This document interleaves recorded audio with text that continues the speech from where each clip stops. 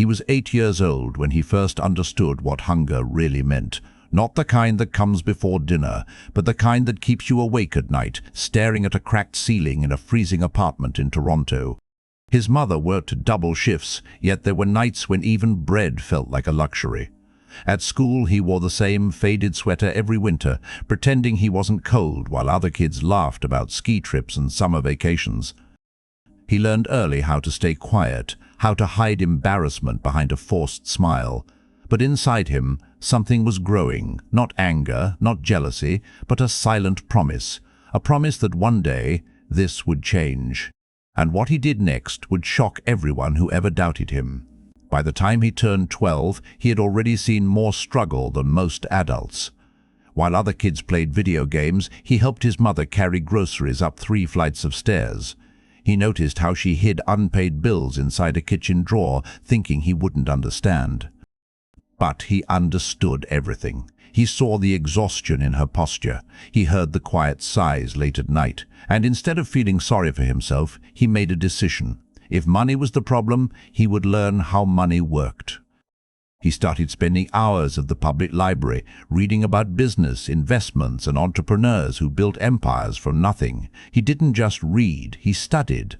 And one book would plant an idea that would completely change his direction. At 14, he got his first job, delivering newspapers in freezing Canadian winters. Snow would cover the sidewalks before sunrise, and his fingers would go numb, gripping the handlebars of his bike. Some mornings, he wanted to quit. But every time he thought about stopping, he remembered his mother's tired eyes. Every dollar he earned wasn't just money, it was proof that he could change his future. He saved almost everything, resisting the urge to spend on things his classmates showed off. While others chased trends, he chased discipline. And discipline became his secret weapon. But delivering newspapers was only the beginning. He was about to take his first real risk. In high school, he noticed something most people ignored. Local small businesses struggled with online presence. Many didn't even have proper websites. He didn't have money for courses, so he taught himself coding through free online tutorials at night. His friends thought he was obsessed. Maybe he was.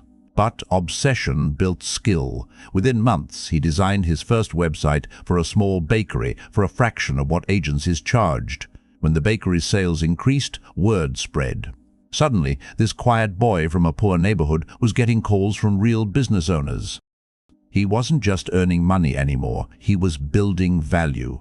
And the next step would require courage he wasn't sure he had. At 18, instead of celebrating freedom, he faced a choice, safe job or risky dream. College tuition felt impossible without loans, and debt terrified him. So he made a bold decision. He would scale his freelance work into a real agency. People laughed. "You're just a kid," they said. But he had something they didn't see, years of preparation. He reinvested every dollar into better software, online ads, and learning advanced marketing strategies. He failed many times. Clients cancelled, campaigns flopped, payments were delayed. Yet every failure became data, not defeat. And one breakthrough client would soon change everything. That breakthrough came from a struggling construction company in Alberta. They needed leads. He promised results, even though he wasn't fully confident. He worked 18-hour days building funnels, running ads, optimizing campaigns. He barely slept. Weeks later, the company received more qualified leads than ever before. Revenue doubled. They paid him more than he had ever seen in his bank account. It wasn't luck. It was preparation meeting opportunity. For the first time, he realized something powerful. Skills create leverage. And with leverage, you can build something far bigger than yourself.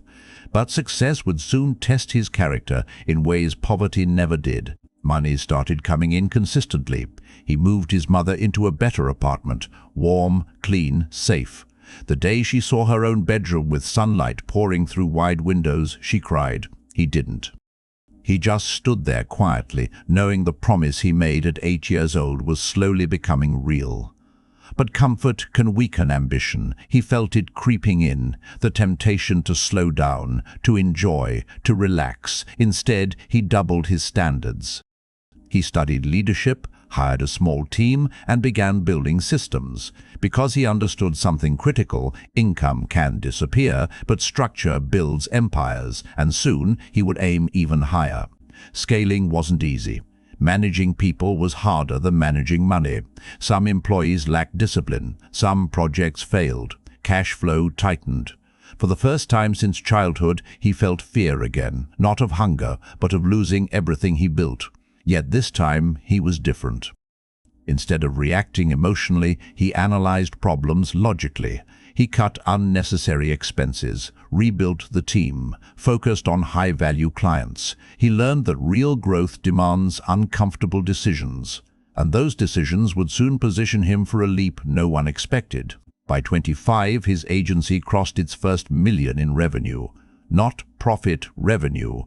But for a boy who once counted coins for groceries, the number felt unreal. Still, he refused to celebrate too early. He knew revenue meant nothing without assets. So he began investing: real estate in growing Canadian cities, diversified index funds, and eventually technology startups. He stopped thinking like a freelancer and started thinking like an owner. Because wealth isn't built from income alone, it's built from ownership. And ownership would change his life permanently. But success brought criticism. Old acquaintances accused him of changing. Some friends distanced themselves. "You think you're better now," they said. It hurt. He never forgot where he came from.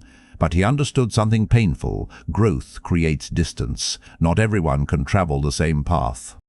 So he stayed focused, quiet, disciplined, because he wasn't building for applause, he was building for freedom. And freedom required sacrifice that few people were willing to make. At 28, he launched his own tech platform. Risky, expensive, uncertain. Investors rejected him at first. Some meetings ended in polite smiles and firm no's. But rejection no longer scared him. He refined his pitch, improved the product, gathered data. Persistence became his advantage again. And eventually, one investor saw what others missed. Funding came through. The real game had begun.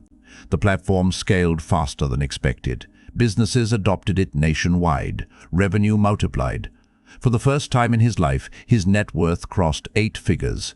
Millions. Real, verified millions. But when he checked his bank account that night, he didn't feel wild excitement. He felt gratitude. Gratitude for the cold apartment, for the hunger, for the struggle that shaped him, because without pain, he would never have developed power. And now his mission was evolving. He began mentoring young entrepreneurs from low-income communities. He visited schools like the one he once attended. He told them the truth. Success isn't glamorous, it's repetitive, it's disciplined, it's lonely, but it's possible. When students asked how he did it, he didn't say luck.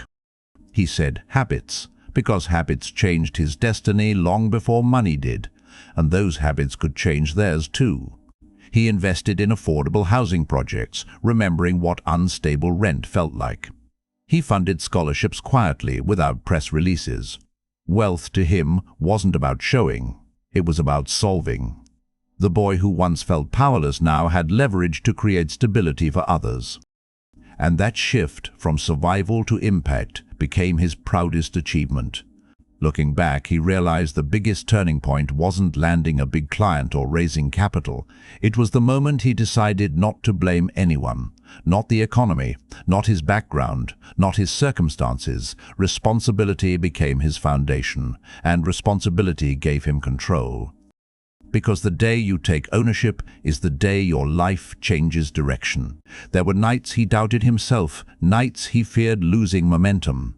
But he built routines that protected his focus. Early mornings, exercise, reading, strategic thinking. Motivation fades, systems remain. And systems turned his ambition into results year after year. By 35, his investments generated more than his business operations. He no longer worked for money, money worked for him. That shift from active income to assets marked true financial freedom. But instead of retiring, he expanded his vision. Because growth had become part of his identity. He remembered being 8 years old, staring at that cracked ceiling. The hunger, the silence, the promise. he realized something powerful. Success wasn't about becoming someone else. It was about becoming the strongest version of who he already was. And that realization gave him peace money could never buy. His story spread across Canada. Interviews, podcasts, features.